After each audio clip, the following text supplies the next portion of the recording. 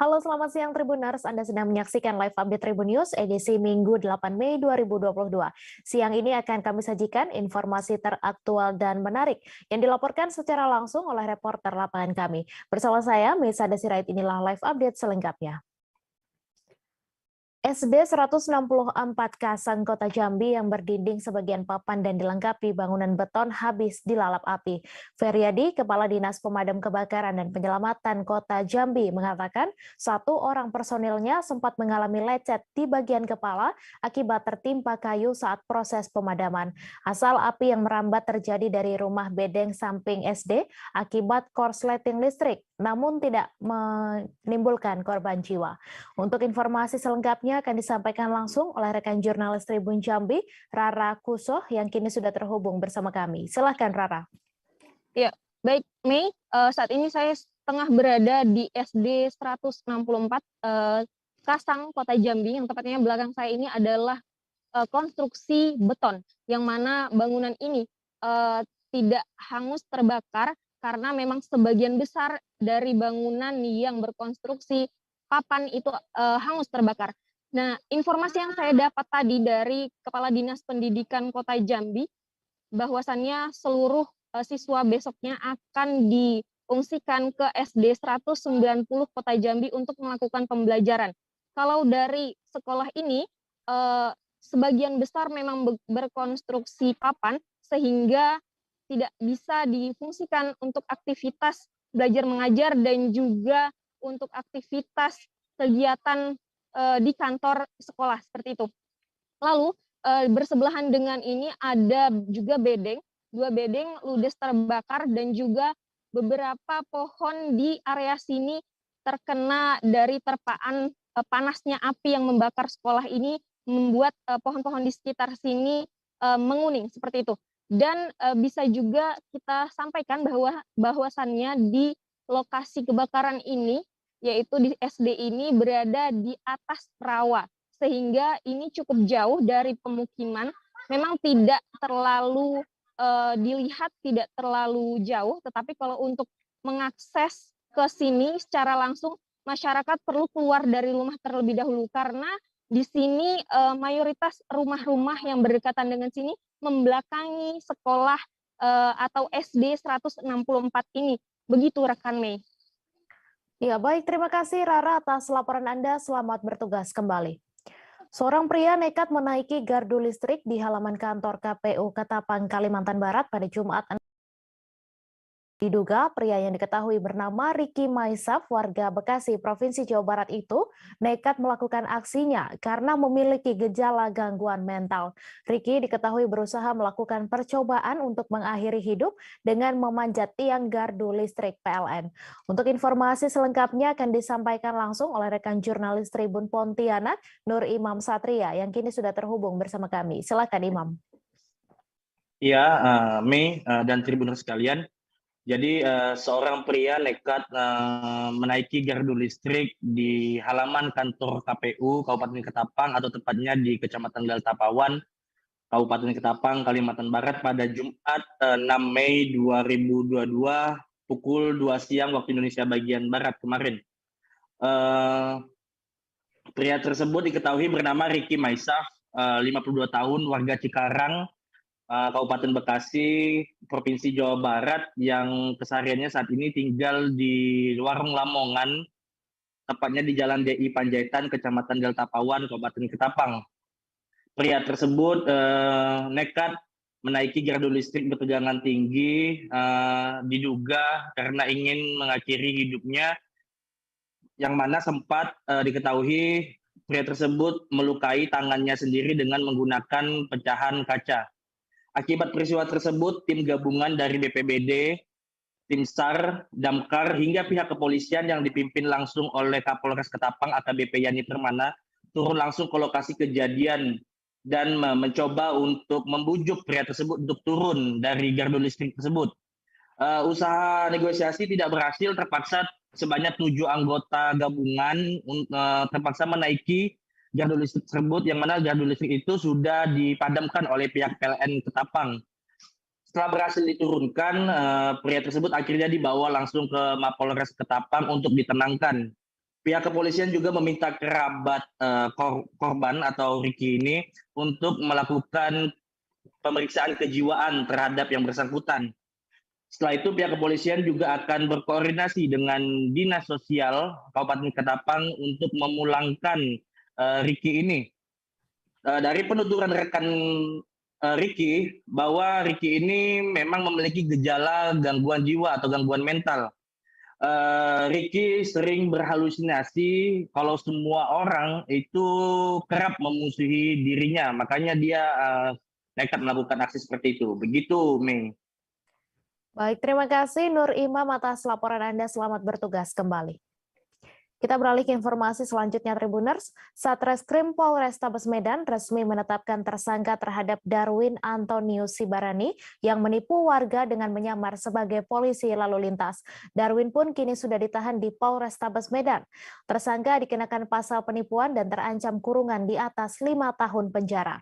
Untuk informasi selengkapnya akan disampaikan langsung oleh rekan jurnalis Tribun Medan, Freddy, yang kini sudah terhubung bersama kami. Silakan, Freddy.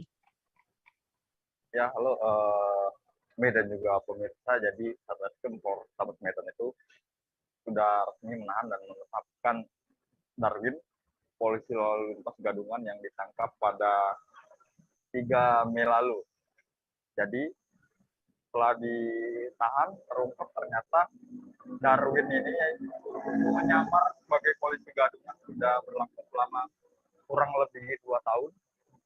Dan korban tertinggi yang ditipunya atau diperasnya itu dengan nominal adalah 4,5 juta seorang kerja yang baru saja menerima uang THR. Jadi pada saat itu korban ini ditakut-takuti karena dituduh sebagai pembalap liar dan segala macam, sehingga korban itu diancam akan dibawa ke polsek terdekat, sehingga akhirnya dia menyerahkan uang senilai 4,5 juta. Dan saat ini sudah ada 2 orang korban yang melapor.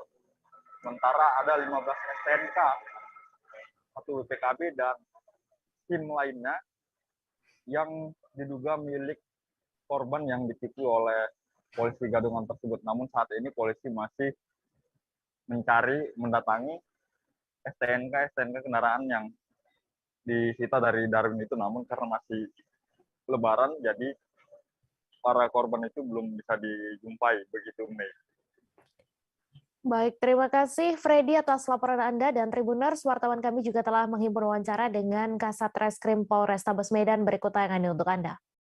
Ya, jadi terhadap tersangka atas nama Darwin Antonius Sibarani, kami kenakan pasal penipuan dan pemerasan dengan sanksi pidana, dengan ancaman pidana di atas 5 tahun.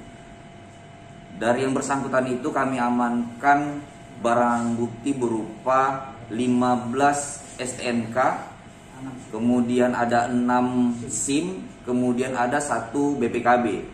Kemudian terhadap tersangka juga kami amankan yang bersangkutan ini dengan kondisi menggunakan pakaian menyerupai anggota Polri, dilengkapi juga dengan rompi menyerupai anggota Lantas. Dari 2 korban ini, untuk 1 korban berinisial F, korban ini diambil uangnya dengan cara memeras korban, ditakut-takuti akan dilakukan penindakan terhadap korban, dibawa ke Polsek Sunggal, diambil uangnya senilai 4.500.000. Nah, kemudian untuk 1 korban lainnya juga ditakut-takuti dengan diambil SIM-nya, dengan sebelumnya juga dia meminta uang senilai 200.000. Bahau Hulu merupakan satu dari 5 kecamatan di Kabupaten Malinau yang berbatasan langsung dengan Sarawak, Malaysia. Karena berbatasan akses, warga Kecamatan Bahau Hulu yang memerlukan rujukan pelayanan kesehatan harus menyeberangi arus jeram Sungai Bahau menuju ke bandara di kecamatan tetangga. Karena landasan pacu lapangan terbang Long Alango belum memadai, warga yang sakit dan perlu dirujuk harus menyeberang ke Kecamatan Pujungan. Untuk informasi selengkapnya akan disampaikan langsung oleh rekan jurnalis Tribun Kaltara, Muhammad Supri, yang kini sudah terhubung bersama kami. Silakan, Supri. Baik, selamat siang rekan Mei dan rekan-rekan di studio serta Tribuners. Kemarin tepatnya pada tanggal 3 Mei 2022 atau bertepatan pada hari kedua Lebaran, kami mendapatkan informasi dari perbatasan RI Malaysia di Kabupaten Malinau di Kecamatan Bahulu bahwa warga sedang mengantar 3 pasien untuk dirujuk di kecamatan, dalam hal ini Kecamatan Malinau Kota atau Ibu Kota Kabupaten Malinau yang merupakan rumah sakit umum daerah Kabupaten Malinau berlokasi di Kecamatan Malinau Utara atau di sekitar wilayah Ibu Kota Kabupaten. Bahulu merupakan satu dari 5 kecamatan yang berbatasan langsung dengan negara tetangga Malaysia, dalam hal ini Sarawak. Dan di sana kami mendapatkan informasi dari tokoh pemuda dan warga bahwa saat ini lapangan terbang atau bandar udara perintis di Bahulu, dalam hal ini lapangan terbang di Desa Long Alango, tidak dapat difungsikan untuk pesawat yang biasanya merupakan pesawat yang dijadikan armada untuk mengangkut pasien atau warga yang memerlukan rujukan ke wilayah ibu kota. Berdasarkan keterangan dari Roni Manan, tokoh pemuda Bahulu sekaligus juga pegiat media sosial, bahwa peristiwa warga desa dan sejumlah tokoh pemuda mengantarkan 3 pasien tersebut terjadi pada 3 Mei 2022 lalu atau bertepatan pada 2 Syawal 1443 Hijriah di Kabupaten Malinau. Untuk berdasarkan informasi yang kami peroleh juga, sebelumnya lapangan terbang Long Alango ini dikelola swadaya oleh masyarakat, termasuk landasan pacu yang masih berupa rerumputan dan tanah, di mana cukup membahayakan ketika terjadi musim hujan dan di wilayah tersebut tidak dapat pesawat yang biasanya beroperasi di wilayah tersebut tidak dapat didaratkan karena landasan pacu yang belum memadai.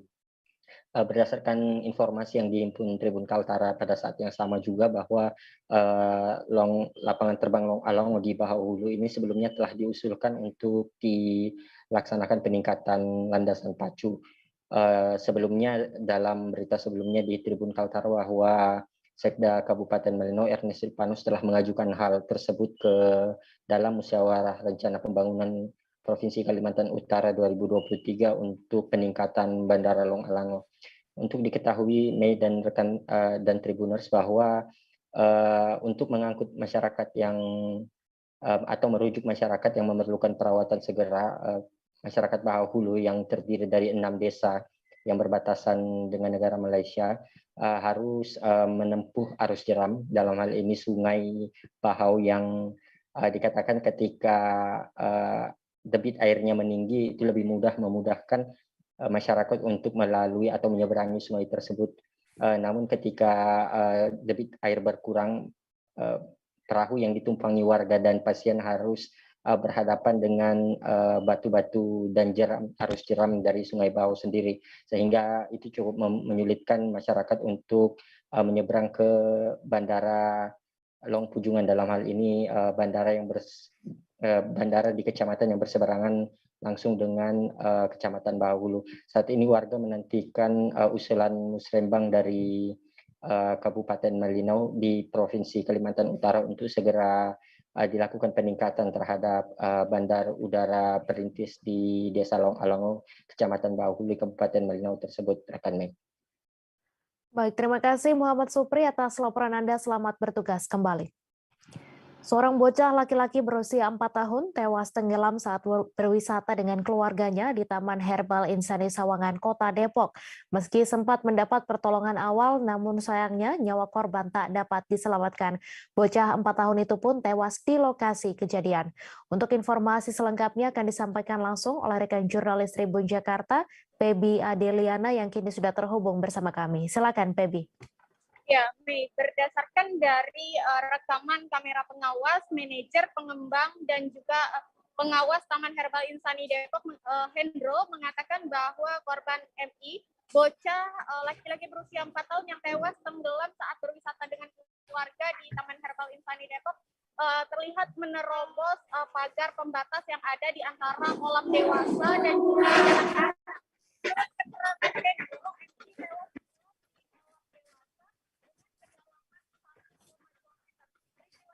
Terjadi pada hari Jumat tanggal 6 Mei 2022 lalu. Meski pihak pengelola sendiri saat ini diketahui sudah melakukan mediasi dengan pihak keluarga korban dan juga akan bertanggung jawab sesuai dengan SOP yang berlaku. Dapat kami sampaikan bahwa Kapolsek Bojongsari Kompol Roni mengatakan bahwa saat ini pihaknya telah memasang garis polisi di lokasi kejadian dan menutup sementara tempat wisata ini.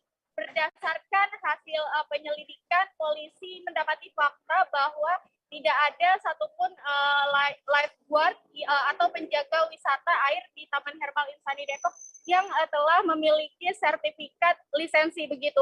Nah, adapun pada hari Sabtu kemarin, Roni mengatakan bahwa sedikitnya ada 8 orang penjaga wisata air yang sudah dilakukan pemeriksaan. Hasilnya didapati bahwa kedelapan penjaga tersebut tidak memiliki kompetensi begitu.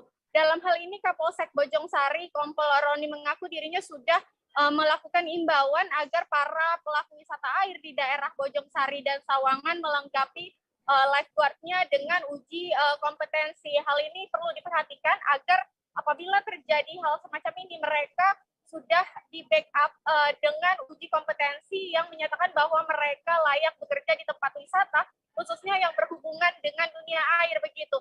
Nah, Roni pun mengatakan pihaknya akan kembali memeriksa sejumlah saksi lainnya dalam kasus ini, diantaranya pengelola dan juga beberapa karyawan yang bertugas.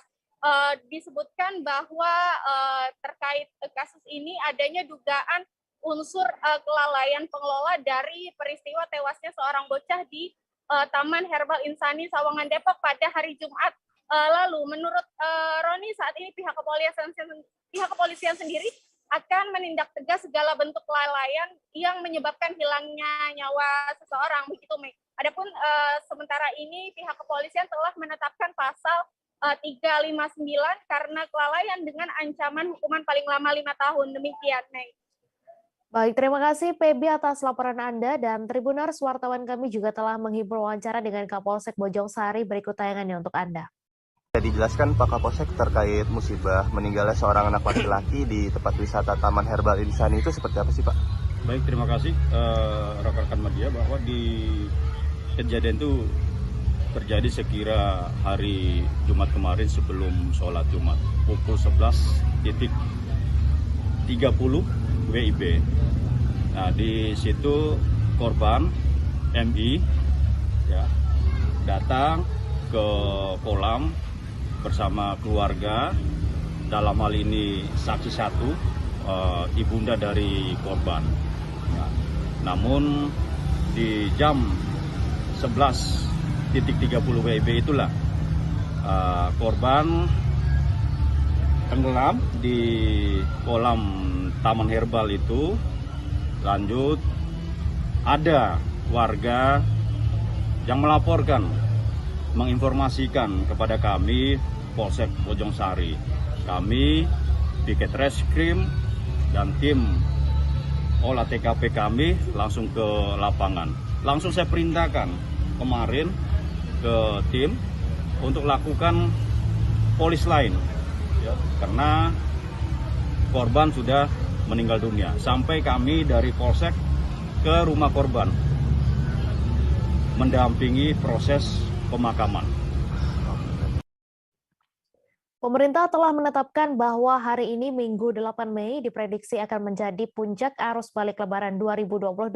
Mengingat pada Senin besok, sebagian besar masyarakat akan mulai melakukan aktivitas. Hal itu terlihat dari kondisi jalur alternatif Pantura yang kerap kali menjadi pilihan para pemudik sepeda motor untuk melakukan perjalanan balik. Hingga siang ini, pemudik dengan menggunakan sepeda motor sudah mulai ramai terlihat melintas di ruas jalur Pantura. Untuk informasi selengkapnya akan disampaikan langsung oleh rekan jurnalis Tribun News, Rizky Sandi Saputra, yang kini sudah terhubung bersama kami. Silakan Rizky.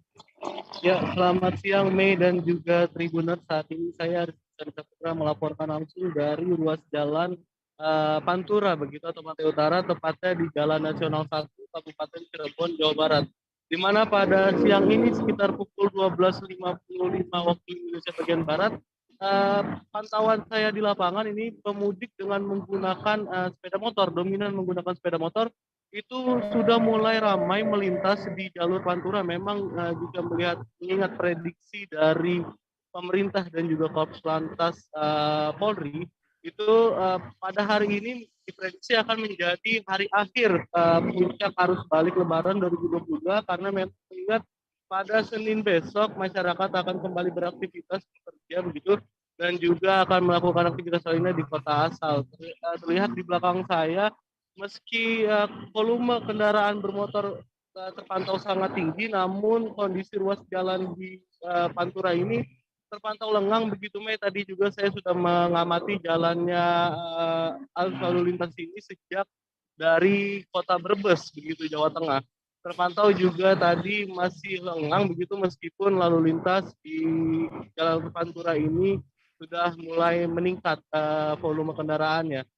Sebagai informasi juga Mei, per hari ini tadi siang sekitar pukul 11 begitu pintu gerbang tol untuk arah Pejagan Pemalang sudah mulai ditutup oleh pihak aparat kepolisian karena memang sebagai informasi pada hari ini akan diterapkan kembali mekanisme one way atau arus satu jalur begitu untuk mengarah ke Jakarta. Alhasil tadi saya sempat kesulitan untuk mengakses jalur ke dalam gerbang tol Pejagan. Alhasil saya untuk saat ini menempuh jalur alternatif tepatnya di jalur Pantura begitu Mei. Sebagai informasi juga berdasarkan catatan Jasa Marga terbaru hingga hari ini, maksud saya hingga Sabtu kemarin terjadi pelonjakan arus balik begitu yang didominasi oleh pemudik dengan menggunakan mobil roda 4, kendaraan pribadi mobil roda 4 itu yang sudah mulai kembali, maksud saya kembali ke Jakarta itu meningkat sekitar 159%. Jasa Marga mencatat hingga H+5, berarti H+5 kemarin itu sudah ada 170.000 lebih kendaraan roda 4 yang melintas di ruas jalan tol untuk kembali ke daerah Jakarta.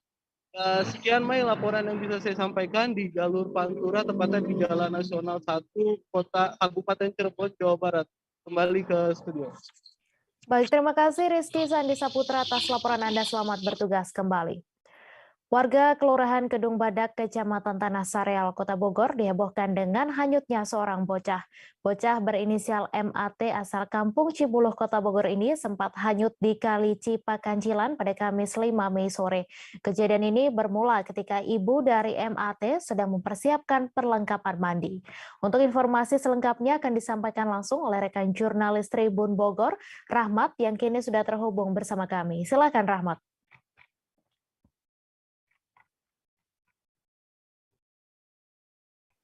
Ya baik, rekan Mei dan rekan-rekan Tribuners lainnya dapat kami sampaikan bahwasanya beberapa waktu lalu, tepatnya pada Kamis 5 Mei 2022 sekitar pukul 15.30 waktu Indonesia bagian Barat, warga Kelurahan Kedung Badak, Kecamatan Tanah Sareal, Kota Bogor dihebohkan dengan hanyutnya seorang bocah. Belakangan ini diketahui bahwasanya bocah tersebut berinisial MAT dengan usia sekira 1,5 tahun. Kejadian tersebut bermula ketika ibu dari MAT ini sedang mempersiapkan perlengkapan mandi dari MAT itu sendiri. Hal tersebut pun dibenarkan oleh Kapolsek Tanah Sareal AKP Surya. Dalam keterangan yang kami dapatkan bahwasanya AKP Surya menjelaskan kejadian tersebut terjadi sekira pukul 15.30 waktu Indonesia bagian Barat dan kemudian ditemukan oleh warga sekitar pukul 16.00 waktu Indonesia bagian Barat. Dalam keterangan lanjutannya, Kapolsek Tanah Sareal AKP Surya mengatakan bahwasanya awalnya ibu dari MAT ini tidak percaya ketika MAT ini dikatakan tenggelam di Sungai Cipakancilan, Kota Bogor. Kabar tersebut berawal datangnya dari kakak dari MAT sendiri yang mengatakan bahwa adiknya itu tenggelam dan hanyut di Sungai Cipakancilan, Kota Bogor. Namun hal tersebut dianggap sebagai suatu bercandaan awalnya. Namun tidak berselang lama, tetangga dari MAT ini sendiri ataupun ibu dari MAT sendiri mendatangi MAT di kediamannya dan mengatakan bahwasanya MAT saat itu sedang ditolong oleh para warga Kampung Cibulo, Kecamatan Tanah Serial, Kota Bogor. Alhasil ibu dari MAT ini langsung kaget dan membangunkan suaminya. Dan alhasil ketika dia sampai ke TKP penemuan anaknya yang hanyut tersebut oleh warga, ibu tersebut baru mempercayai bahwasannya anak yang dicarinya tersebut telah hanyut di Sungai Cipakancilan, Kota Bogor. Namun beruntung menurut keterangan dari Kapolsek Tanah Sareal tersebut, MAT langsung berhasil diselamatkan oleh warga sekira pukul 16.00 waktu Indonesia bagian Barat. Dan MAT ini sendiri langsung sadarkan diri dan menangis. Kemudian dalam lanjutannya tersebut, MAT langsung dibawa ke rumah sakit untuk diberikan penanganan oleh anggota keluarganya. Dan berdasarkan informasi terbaru yang kami dapatkan bahwasanya pasca kejadian ditemukannya MAT tersebut oleh warga, di Rumah Sakit Hermina Kota Bogor, MAT tersebut mendapatkan penanganan yang cukup bagus dan pada saat itu pun MAT sudah dalam kondisi normal, namun masih dengan bantuan oksigen. Begitu, Mei, laporan dari kami. Baik, terima kasih Rahmat atas laporan Anda. Selamat bertugas kembali. Arus balik lebaran dari Pulau Sumatera menuju Pulau Jawa mencapai puncaknya pada akhir pekan ini. Volume kendaraan dan jumlah pemudik melonjak drastis yang terlihat dari kemacetan panjang, mulai dari Jalan Tol Ruas Bakauni, Kabupaten Lampung Selatan, hingga pintu masuk Pelabuhan Bakauni. Antrian mengular terjadi terutama pada malam hingga dini hari. Untuk informasi selengkapnya akan disampaikan langsung oleh rekan jurnalis Tribun Lampung, Rio Pratama, yang kini sudah terhubung bersama kami. Silakan, Rio. Oke, selamat siang rekan Mei. Dapat kami sampaikan bahwa hasil pantauan kita pada malam hari hingga dini hari untuk jalan tol lintas Sumatera, pemudik yang hendak menyeberang ke Merak itu mencapai puncaknya pada Minggu malam, atau tepatnya terhitung sejak pukul 1 hingga dini hari. Memang hasil pantauan kita untuk melerai kepadatan tersebut diberlakukan pemberhentian kendaraan di 3 rest area sebelum pelabuhan. Jadi ketika memang pemudik sudah memadati gerbang keluar tol Bakauheni Selatan, pihak dari anggota kepolisian memberhentikan beberapa pemudik di rest area untuk dilakukan pengecekan tiket. Jadi hal tersebut juga bisa dikatakan tidak terjadi penumpukan yang panjang di area pelabuhan. Namun walaupun sudah diberlakukan hal seperti itu, tetap saja volume arus mudik mencapai puncaknya pada tadi malam dan antrian panjang sempat terjadi di pukul 1 hingga dini hari untuk mengantri masuk ke gerbang Pelabuhan Bakauheni. Antrian itu terhitung dari mulai gerbang pelabuhan hingga gerbang tol Bakauheni Selatan. Nah, itu rekan Mei yang bisa dilaporkan untuk perkembangan arus mudik. Dan sebagai informasi terakhir untuk volume arus mudik kini telah mencapai sisanya hanya tinggal 30% dari data dari ASDP. Terima kasih rekan Mei. Baik, terima kasih Rio Pratama atas laporan Anda. Selamat bertugas kembali. Kami akan kembali seusai jeda sejenak Tribuners, tetap di Live Update. Bentar lagi Lebaran. Siapa nih yang udah siap-siap mudik Lebaran? Nggak cuma pakai transportasi umum aja. Sebagian dari pemudik biasanya memilih mobil pribadi untuk menemani perjalanan ke kampung halaman. Tentunya, mudik dengan mobil pribadi membutuhkan berbagai persiapan yang ekstra ya, agar perjalanan mudik bisa aman, nyaman, dan selamat sampai tujuan. Karena itu, penting loh Tribuners untuk melakukan persiapan mudik saat naik mobil pribadi, baik itu teknis maupun non-teknis. Pertama, pastikan kondisi mobil dalam keadaan baik.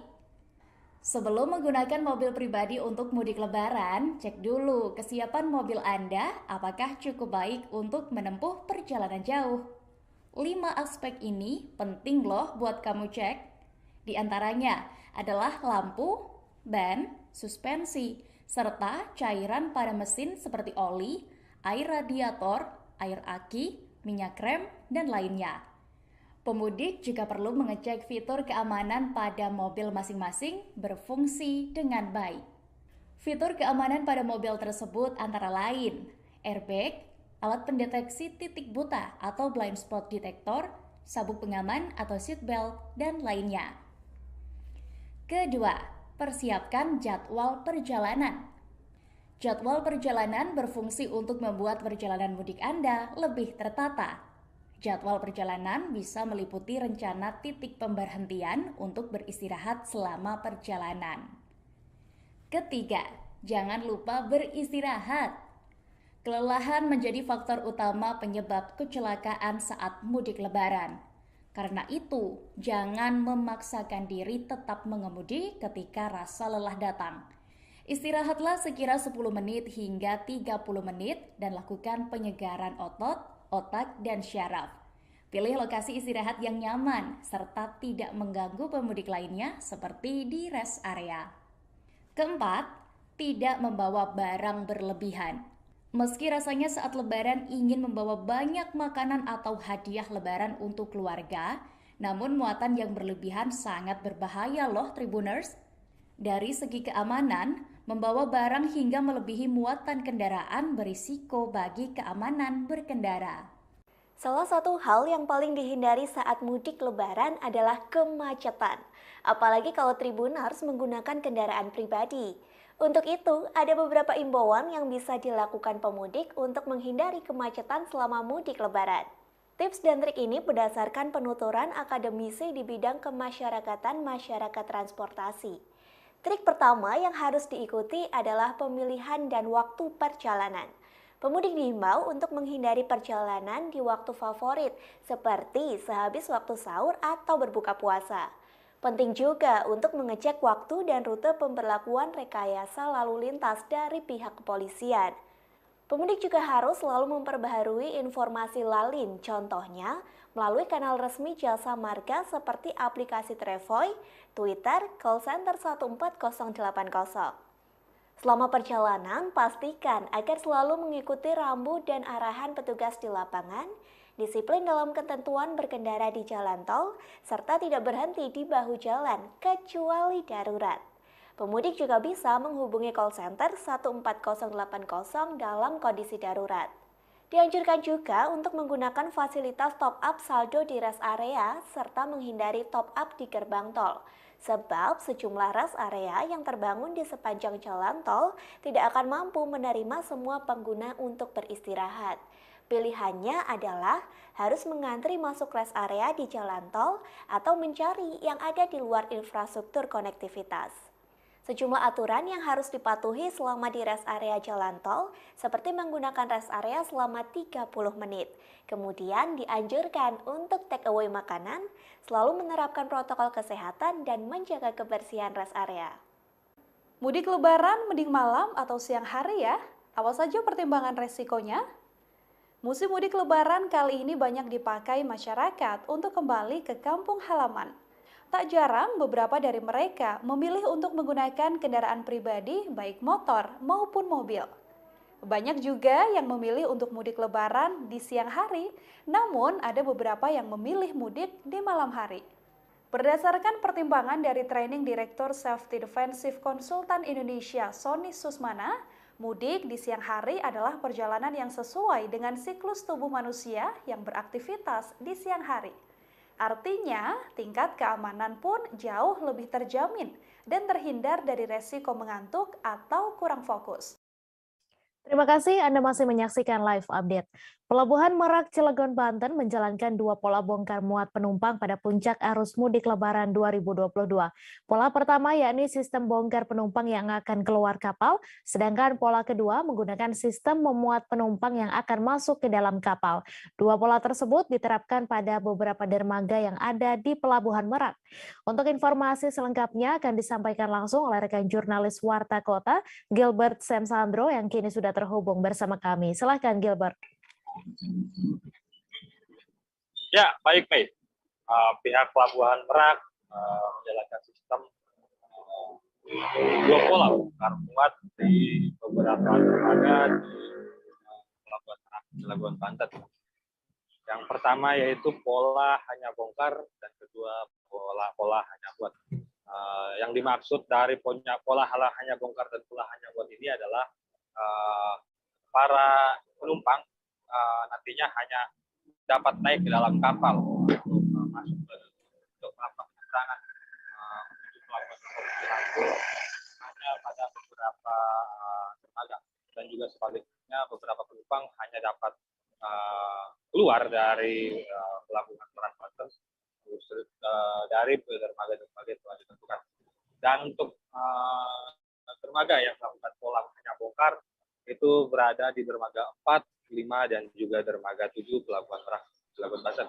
Dan untuk pola hanya memuat bagi masyarakat yang ingin melakukan penyeberangan pada arus balik menuju Pelabuhan Bakauheni Lampung itu ada di dermaga 1 dan dermaga 2. Dan untuk dermaga 3 itu dilakukan sistem pola muat secara pergantian. Apa yang disebut oleh tugas pelabuhan adalah disebut sebagai zigzag, yang mana berarti kapal yang datang pertama hanya untuk bongkar, dan kedua untuk bongkar dan muat, dan selanjutnya untuk bongkar, selanjutnya kapal selanjutnya lagi untuk bongkar dan muat. Begitu seterusnya secara bergantian. Salah seorang petugas pelabuhan mengatakan pola pengangkutan dan juga penurunan penumpang tersebut dilakukan untuk mengurai kepadatan antrian para pemudik pada puncak arus balik mudik Lebaran 2022 agar terfokus pada wilayah-wilayah tertentu saja. Karena sebelumnya terakhir pada Jumat 6 Mei 2022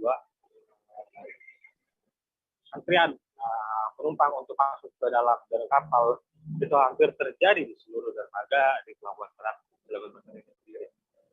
Jadi untuk dermaga 1 dan 2 memang areanya berdekatan, dan dermaga 4, 5, 7 itu area juga berdekatan. Jadi pada area tertentu saja untuk mengurai kepadatan juga penumpang di Pelabuhan Merak, Banten di sini. Dan kemudian Kapolres Cilegon, AKBP Sigit Haryono menjelaskan diterapkannya 2 pola pada beberapa dermaga di Pelabuhan Merak ini dilakukan guna mempercepat proses bongkar muat para pemudik, sehingga diharapkan tidak terjadi penumpukan maupun antrean kendaraan yang hendak masuk ke kapal. Jadi para penumpang yang melakukan arus balik dan kembali ke Pelabuhan Merak, kembali ke Pulau Jawa melalui Pelabuhan Merak ini bisa langsung keluar menuju pintu keluar Pelabuhan Merak dan bisa langsung kembali melanjutkan perjalanan.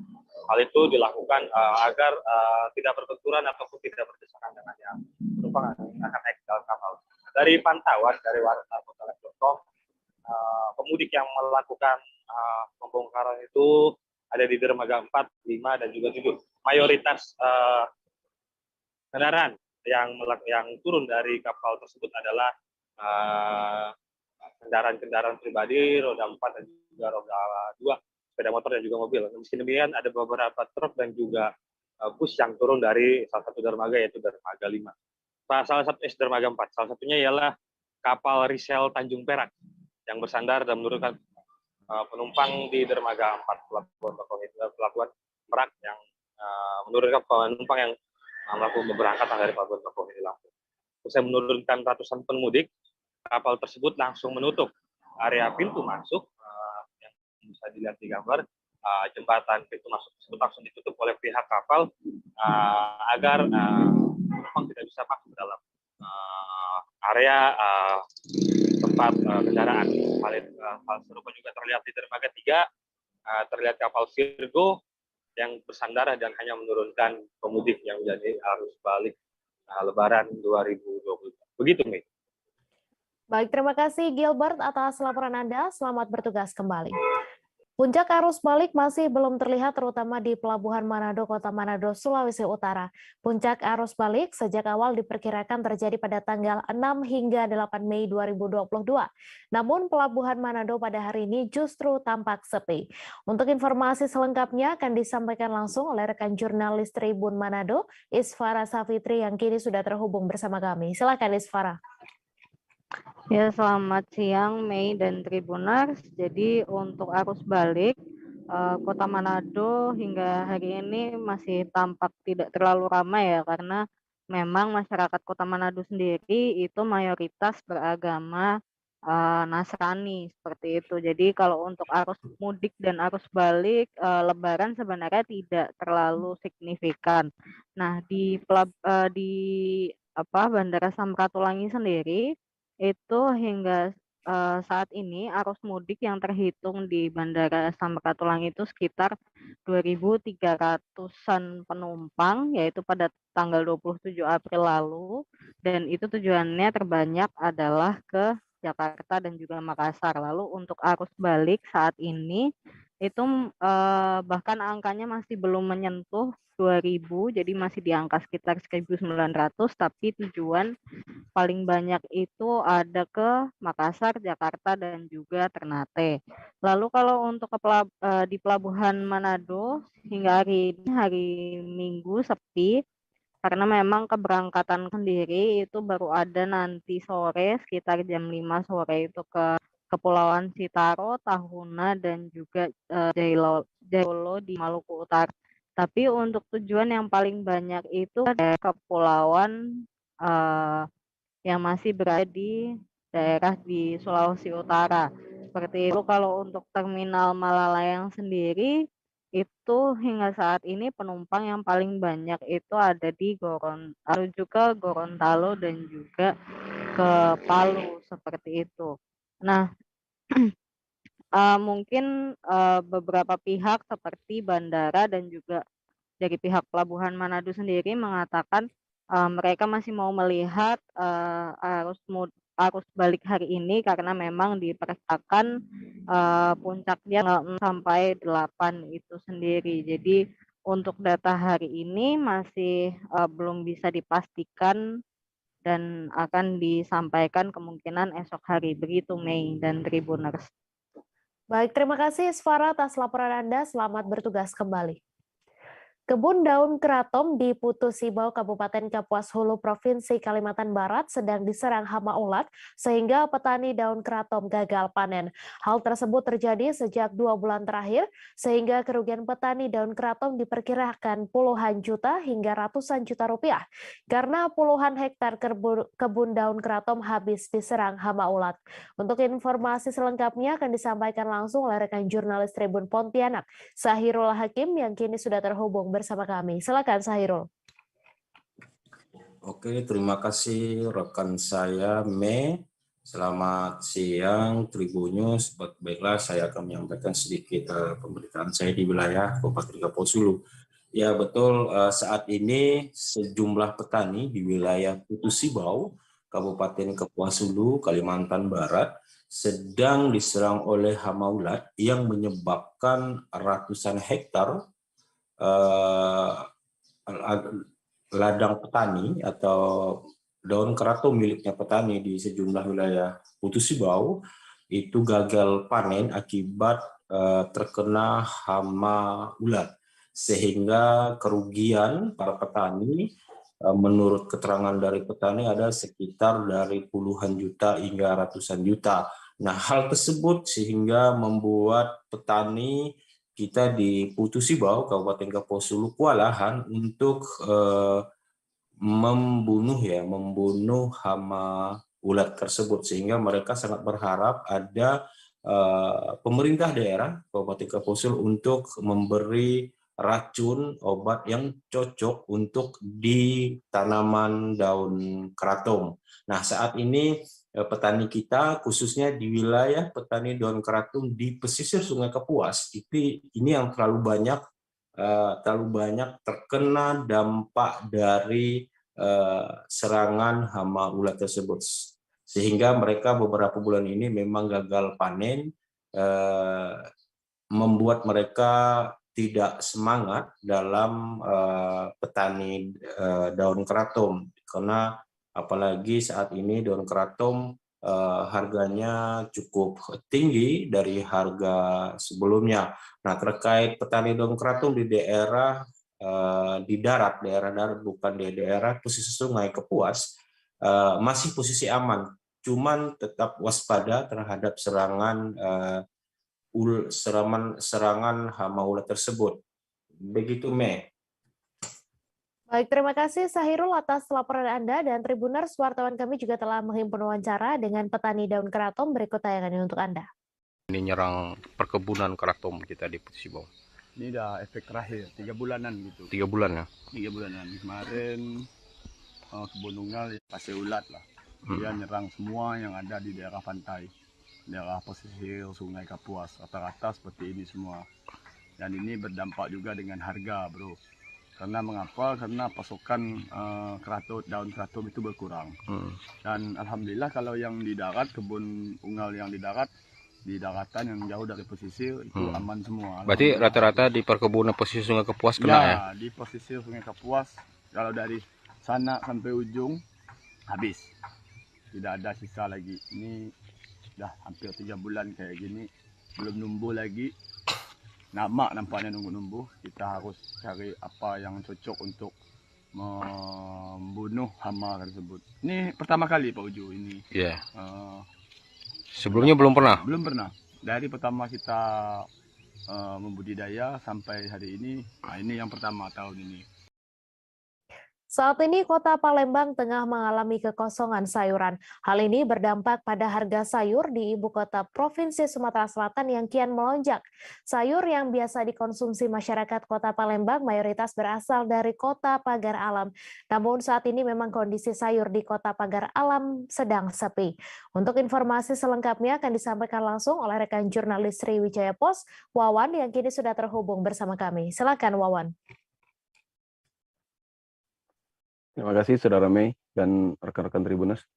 Memang pasca Lebaran ini, Kota Palembang dikabarkan, informasi yang kami dapat bahwa saat ini Kota Palembang sedang kekurangan sayur mayur untuk konsumsi.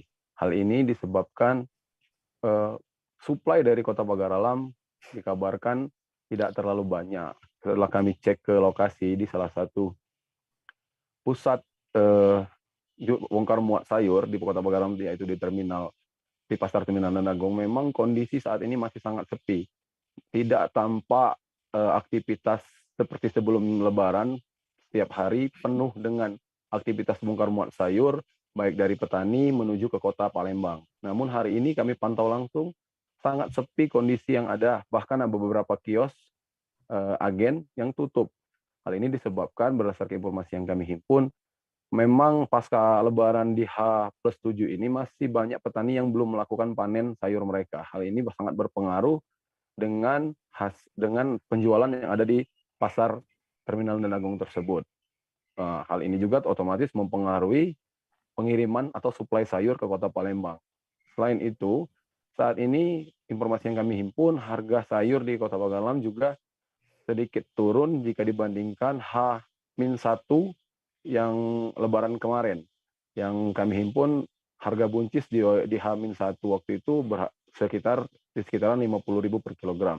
Namun hari ini dari harga yang kami pantau, harga buncis hanya sekitar 12.000 per kilogram. Selain itu memang pengaruh masih banyaknya pemudik di Pagar Alam membuat petani masih belum melakukan panen. Selain itu, dari informasi yang kami dapat dari agen, bahwa kemacetan yang sering terjadi di kawasan Kabupaten Muara Enim juga mempengaruhi pengiriman barang ke kota Palembang karena kemacetan yang kadang mencapai 12 jam berpengaruh pada kualitas sayur jika sudah sampai ke Palembang. Hal ini dikhawatirkan akan membuat para agen merugi, Mei. Begitu, Mei. Ya, baik. Terima kasih Wawan atas laporan Anda. Selamat bertugas kembali.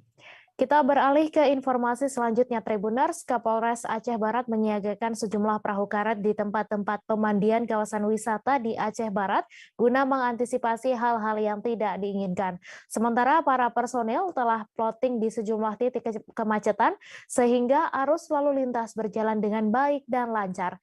Selain perahu karet, juga ada kapal polair yang tetap disiagakan untuk menjaga segala kemungkinan yang terjadi di lokasi yang ramai dikunjungi warga.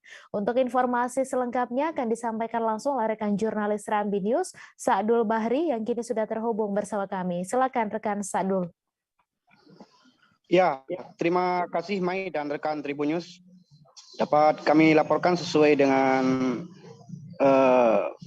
banyaknya arus mudik dan banyaknya para warga yang berkunjung ke sejumlah tempat wisata di Kabupaten Aceh Barat, sehingga pihak kepolisian mengambil inisiatif melakukan pengawasan dan keamanan untuk para wisatawan, baik wisatawan lokal maupun wisatawan dari luar Kabupaten Aceh Barat yang datang ke sejumlah titik tempat wisata guna mengantisipasi hal-hal yang tidak diinginkan, sehingga pihak kepolisian Polres Kabupaten Aceh Barat menyediakan sejumlah perahu karet yang ditempatkan di sejumlah titik. Salah satunya adalah di Pantai Lehuk Hubun, Kecamatan Samatiga, Kabupaten Aceh Barat. Hal ini dilakukan guna untuk mengantisipasi agar bila terjadi sesuatu yang membahayakan para warga yang menggunakan kesempatan untuk pemandian di lokasi wisata ini, sehingga dapat segera dilakukan antisipasi dengan adanya perahu karet yang disiagakan oleh pihak kepolisian Polres Aceh Barat. Selain itu, Kapolres Aceh Barat AKBP Panji Santoso juga melakukan pengawasan di sejumlah titik wisata lainnya, baik di Lehuk Hubun, Pantai Breh, dan sejumlah tempat lainnya, dengan menempatkan sejumlah personil, termasuk mengatur arus lalu lintas karena banyaknya pemudik pasca Lebaran ini. Selain itu juga tempat-tempat yang dianggap adanya keramaian maupun kemacetan itu ditempatkan sejumlah personil dari pihak kepolisian Polres Aceh Barat, selain dari yang telah disiagakan di pantai seperti perahu karet dengan sejumlah personil untuk melakukan pengawasan dan keamanan untuk para wisatawan. Begitu, Mai. Baik, terima kasih Sa'dul Bahri atas laporan Anda, dan Tribuners, wartawan kami juga telah menghimpun wawancara dengan Kapolres Aceh Barat. Berikut tayangannya untuk Anda. Warga Aceh Barat, situasi secara umum aman terkendali untuk baik mudik maupun nanti pasca mudik. Untuk perkuatan pasukan kami sudah kami plotting di berbagai titik, diantaranya warga-warga yang nanti akan melaksanakan mandi laut sudah kami kawal dengan rubber boot kami atau perahu karet yang ada di masing-masing laut, masing-masing pantai. Kami juga mengadakan pengawasan via kapal polair untuk mengetahui perkembangan ombak laut dan situasi emergensi untuk antisipasi. Samping itu, untuk seluruh personil kami all out untuk pengaturan, sehingga polisi ada di mana-mana seperti perintah Pak Kapolri dan Pak Kapolda sudah tadi disampaikan oleh Pak Kapolda, menjadi suatu hal yang sangat kami atensi untuk dilaksanakan. Demikian. Kisaran operasi ketupat kali ini alhamdulillah masih nihil. Jadi masih nihil untuk kecelakaan, dan kami juga mohon kepada seluruh pengendara tetap jaga keselamatan, tetap patuhi apa-apa yang sedang kami pada saat berkendara, dan laksanakan mudik dengan riang gembira, dan kalau ngantuk jangan lupa minum kopi. Pak, mungkin Pak, terakhir Pak, mungkin ada himbauan bagi pelancong ataupun wisatawan yang berwisata di pantai ini Pak, dengan kondisi cuaca yang himbauan para pelancong atau wisatawan yang ke pantai, karena sekarang menurut BMKG ombak kisaran antara 3 sampai 4 meter. Nah, kalau sampai di pantai otomatis 1 sampai 2 meter. Saya harap seluruhnya tidak ada yang berlebihan dan menjaga putra-putrinya, anak-anaknya, sehingga hal-hal tidak diinginkan tidak terjadi. Demikian. Bus penumpang program balik gratis dari Pemprov DKI Jakarta mulai diberangkatkan dari Terminal A Pekalongan pada Minggu 8 Mei. Ada 10 bus program balik gratis dari Pemprov DKI Jakarta yang diberangkatkan dari Terminal A Pekalongan sekira pukul 9 waktu Indonesia Barat. Pemudik yang memanfaatkan program ini berasal dari beberapa daerah, di antaranya Kabupaten Pemalang, Kota Pekalongan, Kabupaten Pekalongan, dan Kabupaten Batang. Untuk informasi selengkapnya akan disampaikan langsung oleh rekan jurnalis Tribun Jateng, Indra Dwi, yang kini sudah terhubung bersama kami. Silakan Indra.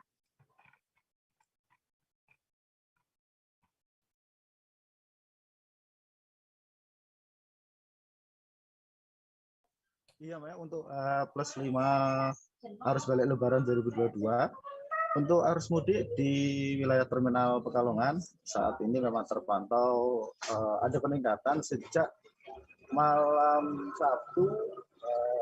Sudah adanya 300 bus yang keluar dari Terminal Pekalongan. Dan pagi tadi sudah ada 10 bus dari program mudik gratis dari Pemprov DKI Jakarta yang juga mulai diberangkatkan dari Terminal Pekalongan. Ada sekitar 200 orang pemudik dari wilayah Karsi dan Pekalongan seperti Kabupaten Batang, Kabupaten Pekalongan, Kota Pekalongan, dan Kabupaten Pemalang yang kembali ke tempat asalnya ke Jakarta untuk melakukan aktivitas yang lain sebagainya. Selain itu juga untuk wilayah Terminal Pekalongan diprediksi untuk arus balik Lebaran terjadi pada Sabtu malam hingga Minggu malam nanti. Diprediksi hampir dari 300 bus akan keluar dari Terminal A Pekalongan. Untuk situasi kondisi arus lalu lintas di sekitar Pantura Pekalongan sudah mulai padat sejak kemarin hingga siang ini. Khususnya ada beberapa titik rawan yang terjadi kemacetan seperti di exit tol Setono, kemudian di wilayah Wiradesa, perempatan Gumawang Wiradesa, dan daerah Siwalan. Untuk petugas kepolisian sudah selalu standby untuk di titik-titik rawan tersebut dikarenakan dari kedua arah, baik dari arah Jakarta ataupun Semarang, untuk sekitar pukul 2 siang hingga sore nanti memang akan ada keramaian, ditambah dengan arus lokal. Untuk selain itu juga di wilayah titik Gumawang, khususnya Wiradesa Kabupaten Pekalongan, sudah ada pos pelayanan yang dijaga dari pos PAM Wiradesa untuk selalu mengatur arus lalu lintas di sekitar jalan tersebut. Begitu, Mai. Baik, terima kasih Indra atas laporan Anda, dan Tribuners, wartawan kami juga telah menghimpun wawancara dengan PLT Kepala Terminal A Pekalongan, staf Dishub Pemprov DKI Jakarta, serta pemudik. Berikut tayangannya untuk Anda. Malam hari 10 bus masuk ke Terminal Pekalongan standby dari malam hari. Kita menerima deponya per 1 orang, dan dari kru busnya terdiri dari PO-nya dan dari DKI. Kita menyambut di sini penumpang sudah didata oleh IO semua, dan mereka berusaha untuk lebih tepat waktu, Mas, karena kecenderungan mereka mulur-mulur, dan kita kesepakatan berangkat jam 9. Terus 54 seat, tapi harus maksimal kapasitas 40 bus. Totalnya berapa? Sudah berapa, Bu? Sudah diberangkatkan berapa? Ini berangkat semua, Mas, 10 bus berangkat semua, dan kita berangkat serempak 10 bus. Jumlah penumpang? Rata-rata jumlah penumpang 20. Per bus rata-rata 20. Bu, untuk puncak arus balik di terminal sendiri mulai kapan ini, Bu, terjadi? Puncak arus balik dari tadi malam, Mas. Dari tadi malam kebetulan bus banyak yang macet di Cikampek, jadi bus masuk itu sekitar jam 11 malam. Itu dimungkinkan untuk kemungkinan hari ini puncak arus mudik. Karena perkiraan kemarin sudah lumayan banyak. Jadi karena dia kemacetan di Cikampek tidak bisa jalan busnya, kemungkinan hari ini. Ada berapa bus, Bu, yang masuk ke Terminal Pekalongan, Bu, untuk kemarin puncak arus balik ini? Untuk kemarin sekitar hampir 300 Mas. Jadi untuk alokasi bus arus balik gratis dari Pemprov DKI Jakarta untuk wilayah Pekalongan dan sekitarnya itu ada 10 bus. Dan alhamdulillah sekarang sudah diberangkatkan secara serentak. Mudah-mudahan bisa selamat sampai tujuan. Ada berapa wilayah yang dikirim untuk bus ini? Untuk total wilayah dari alokasi Pemprov DKI Jakarta ada 17 wilayah. Salah satunya Kota Pekalongan ini. Kalau arus mudik kemarin juga sama hal serupa nggak sih Mas? Untuk sama, waktu arus mudik juga ke 17 wilayah dan salah satunya juga Pekalongan ini. Ini melalui jalur tol atau? Jalur tol. Jadi langsung. Ada syarat-syarat tertentu nggak sih Pak untuk mengikuti mudik gratis ini Pak? Yang jelas pemudik itu mendaftarkan diri terlebih dahulu gitu ya. Ini ada IO-nya gitu, jadi kita dibantu oleh pihak IO, di mana IO nanti ada verifikasi, ada pendataan gitu-gitu terkait jumlah penumpang yang akan menaiki bus gratis itu. Ada batasan maksimal? Jakarta Barat Pak. Jakarta Barat, dari mana ini? Dari Pekalongan. Dari Pekalongan. Berarti ini ikut mudik gratis ya? Iya. Dapat informasi apanya seperti apa sih Bu? Aku lewat ini HP anak. HP? Iya. Gimana Bu, membantu nggak Bu dengan adanya mudik gratis ini Bu? Sangat membantu. Membantu? Iya. Kalau harga tiket normalnya sampai berapa ya Bu ya? Nyampe 400. 400? Iya. Kali Bu berarti bersama berapa anggota keluarga Bu? 6 anggota keluarga. 6 anggota keluarga. Berarti lebih ngirit ya Bu ya? Iya. Kalau sebelumnya mudiknya nggak pakai ini Bu? Enggak. Mudik biasa gitu. Mudik biasa. Kalau kemarin mudik juga Bu? Kemarin udah 2 tahun aku nggak mudik. Soalnya kan lagi itu ya. Pandemi ya. Pandemi. Kemarin juga ikut bus rombongan ini Bu atau enggak? Enggak, aku nggak mudik sama sekali. Enggak mudik sama. Pulangnya. Pulangnya ke sini. Iya, ikut. Video viral yang beredar di mana terdapat salah satu warga desa Teluk Limbung, Kecamatan Babirik, Kabupaten Hulu Sungai Utara, tengah duduk di dekat tumpukan uang dengan pecahan Rp100.000 dan Rp50.000, menarik banyak perhatian. Mas Rawan, lelaki berusia 41 tahun itu, mengaku uang tersebut didapat dari alam gaib setelah kerasukan atau tidak sadarkan diri selama 1 jam pada 17 April 2022. Pada saat itu, dirinya tengah berpuasa dan melakukan aktivitas seperti hari-hari biasa, melakukan zikir di salah satu ruangan yang memang biasa digunakannya untuk melaksanakan sholat 5 waktu. Untuk informasi selengkapnya akan disampaikan langsung oleh rekan jurnalis Banjarmasin Post, Reni, yang kini sudah terhubung bersama kami. Silakan Reni.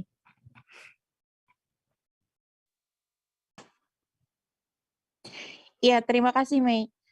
Ya, sesuai dengan yang disampaikan bahwa memang sempat ada tersebar video viral dengan adanya seorang lelaki yang diketahui bernama Mas Rawan, lelaki berusia 41 tahun, warga desa Teluk Limbung, Kecamatan Babirik, Kabupaten Hulu Sungai Utara, tengah duduk di dekat tumpukan uang dengan pecahan Rp100.000 dan Rp50.000.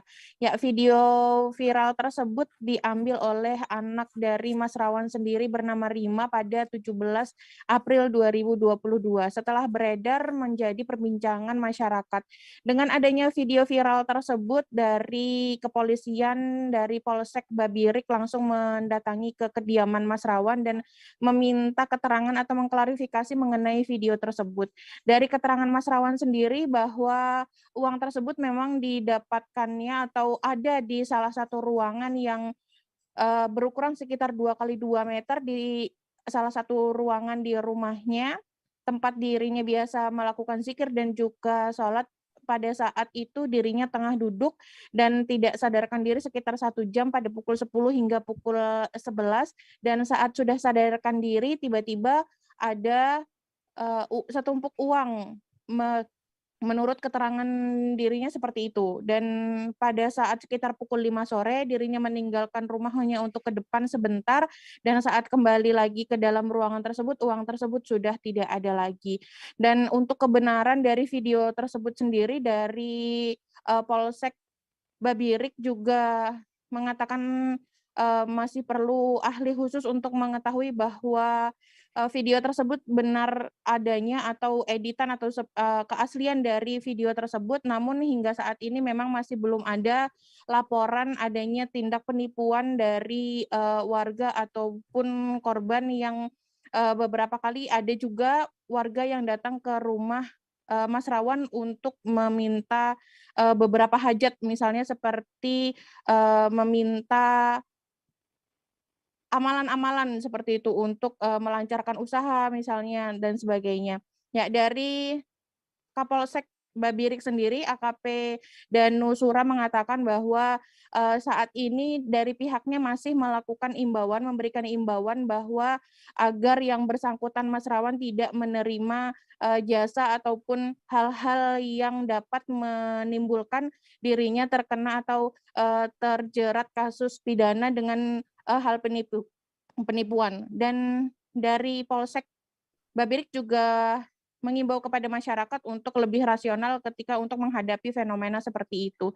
Dan kami juga telah mengkonfirmasi kepada Ketua Majelis Ulama Indonesia dari Kabupaten Hulu Sungai Utara, Kiai Haji Said Masrawan, menanggapi hal yang sedang viral saat ini, fenomena tersebut, mengatakan bahwa hal tersebut mungkin jika memang video tersebut asli dan benar, mungkin adalah adanya bantuan jin seperti itu, karena namun untuk umat muslim sendiri tidak boleh atau dilarang bersekutu atau meminta hal-hal yang berkaitan dengan jin, dan hanya meminta kepada Allah agar tidak menuju kepada kesyirikan dan juga merusak iman dan juga ketakwaan. Dari MUI juga mengimbau kepada masyarakat untuk tidak datang untuk meminta hajat-hajat kecuali kepada Allah, dan menyadari bahwa hal-hal tersebut hanyalah muslihat belaka.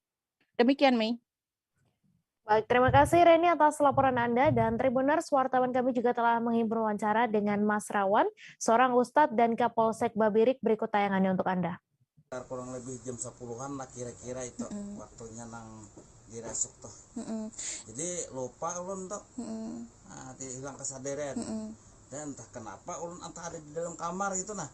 Waktu itulah. Ya. Setelah itu ulun terkejut melihat uang banyak numpuk di muka. Di dalam kamar itu. Pas duduknya. Sudah sadar, baru sadar. Pas sudah sadar, tiba-tiba ada tumpukan uang. Tumpukan uang yang banyak. Setelah itu ulun kebingungan melihat duit atau uang yang banyak tadi. Dan baru ulun keluar bicara sama istri, anaknya yang bernama Rima. Dan dia langsung menengok ke dalam. Terkejut dia melihat tiba-tiba ada uang itu ya. Setelah itu dia mengamira,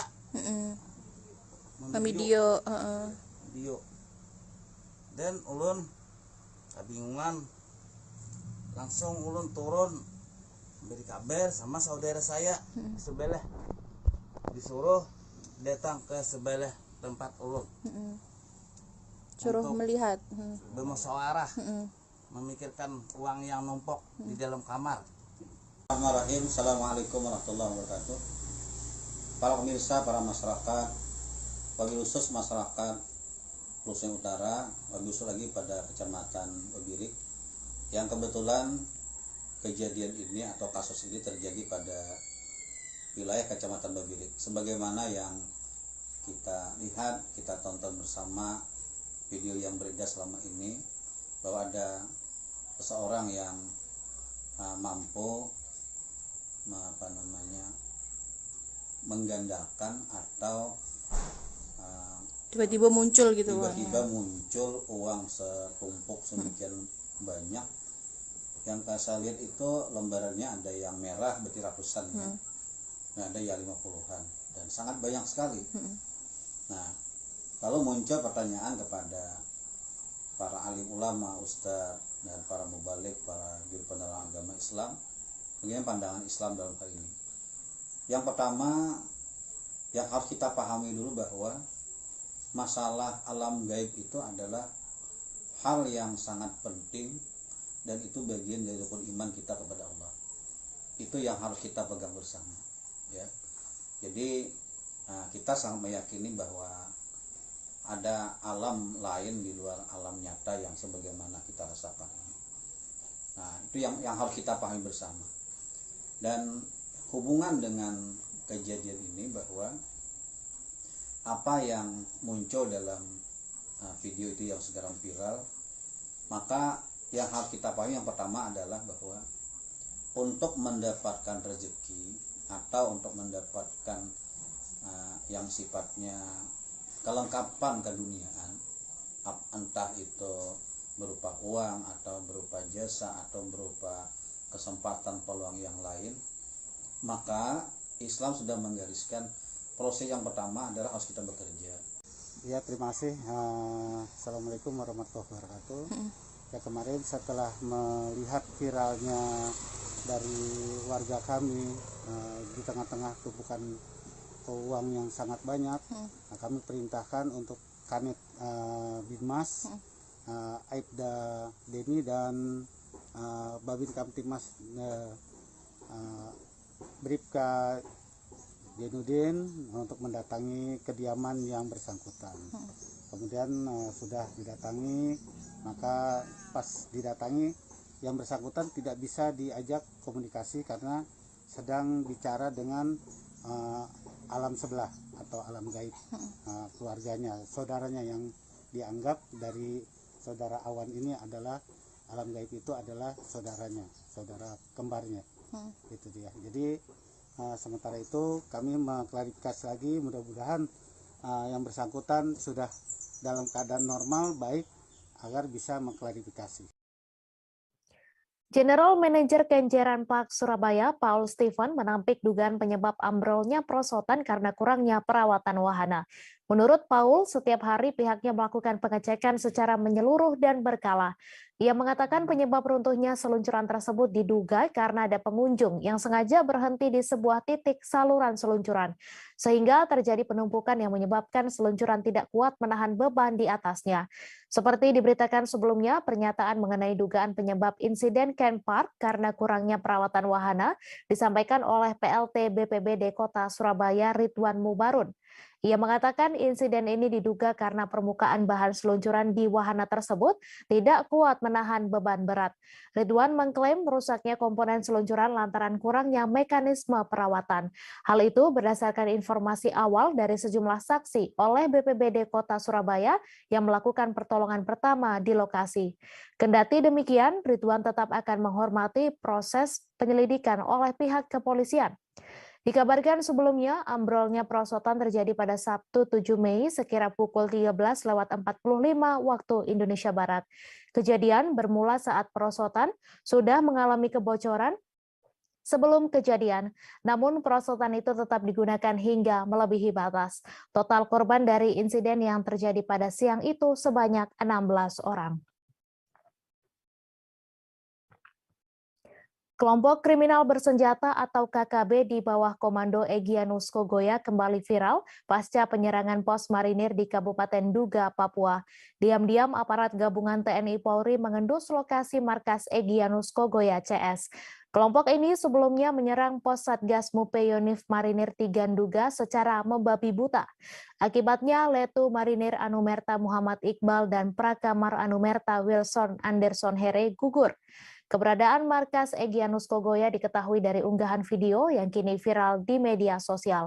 Video berdurasi singkat itu memperlihatkan sebuah lokasi yang mencurigakan. Lokasi itu dicurigai sebagai tempat persembunyian orang berpengaruh di tubuh KKB Papua.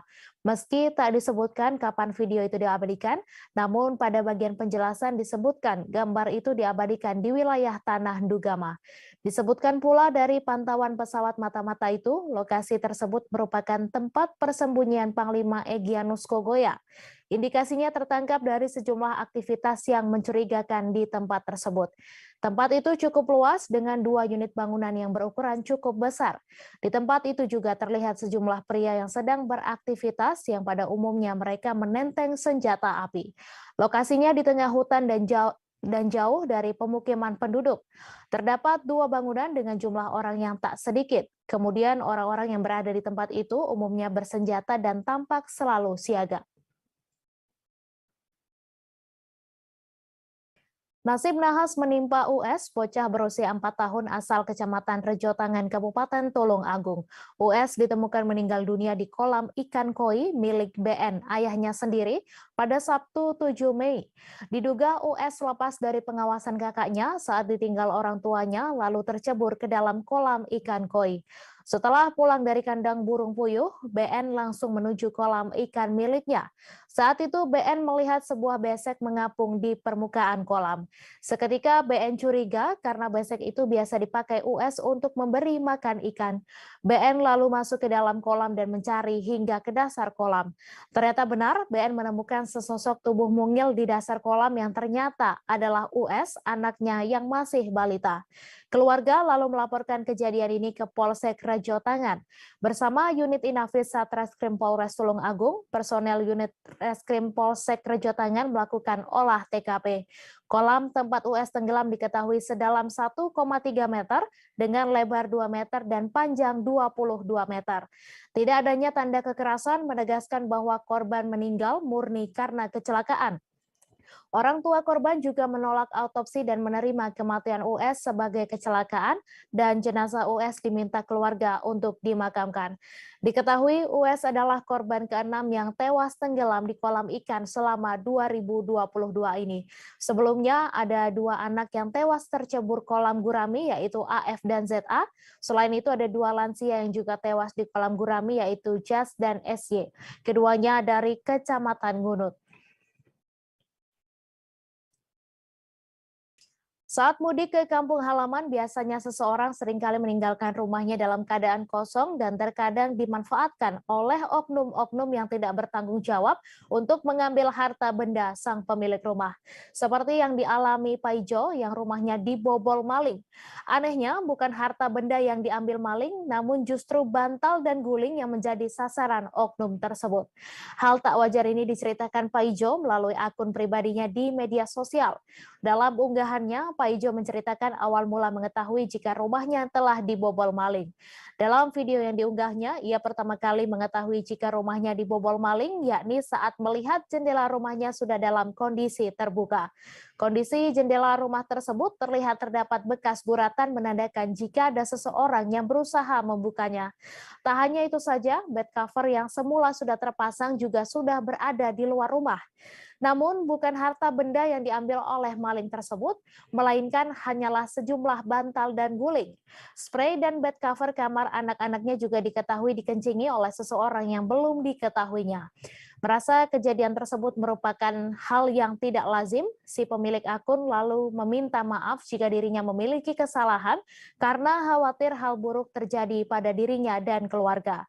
Paijo kemudian memperlihatkan sejumlah ritual yang disarankan untuk mengusir hal-hal negatif. Salah satunya dengan mengepel rumah menggunakan air rendaman beras yang juga diunggahnya di akun tersebut. Selain itu, ia juga menaburkan garam ke kamar mandi dan membakar bed cover serta kasur anak-anaknya yang telah dikotori oleh pelaku.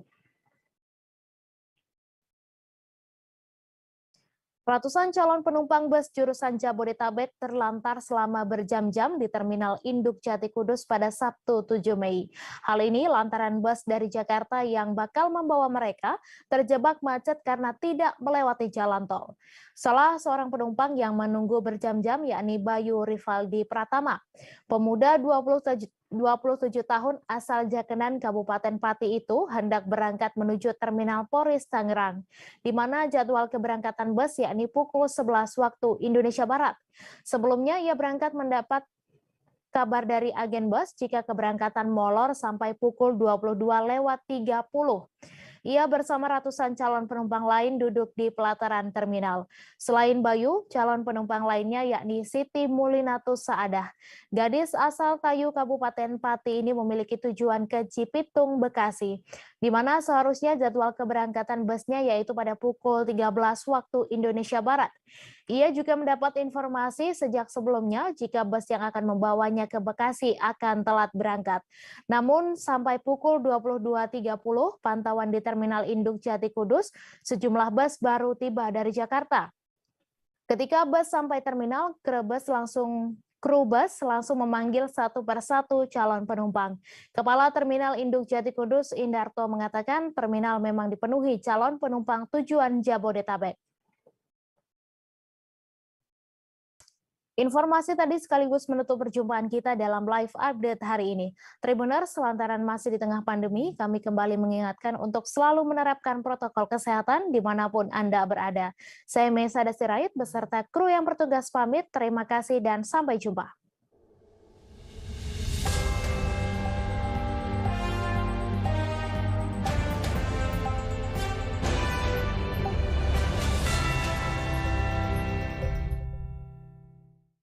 Jangan lupa like, subscribe, dan share ya!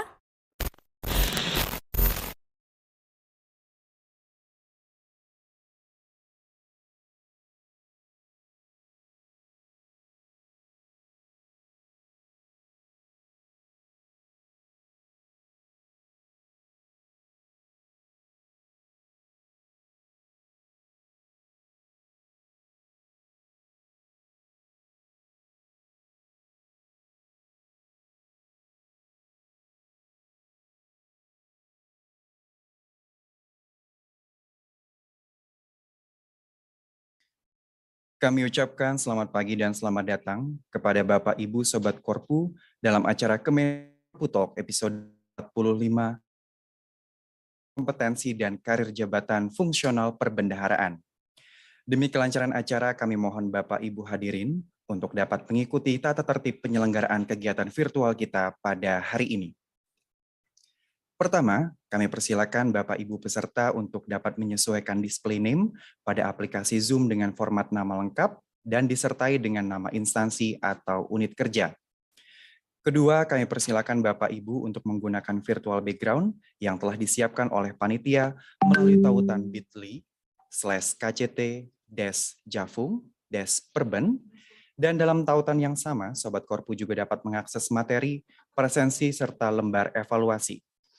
Kami informasikan bahwa peserta akan mendapatkan sertifikat elektronik setelah mengisi presensi dan juga lembar evaluasi. Ketiga, kami harapkan kegiatan ini dapat berlangsung secara interaktif dan juga kondusif. Untuk itu, selama tidak diberikan kesempatan untuk berbicara, kami mohon perkenan seluruh peserta berada pada mode senyap atau mute. Keempat, sebagai bangsa yang beradab, mari kita budayakan untuk dapat menggunakan bahasa yang sopan dan menjaga tata krama selama kegiatan berlangsung. Baik Sobat Korpus sekalian, marilah kita simak bersama video profil Badan Pendidikan dan Pelatihan Keuangan.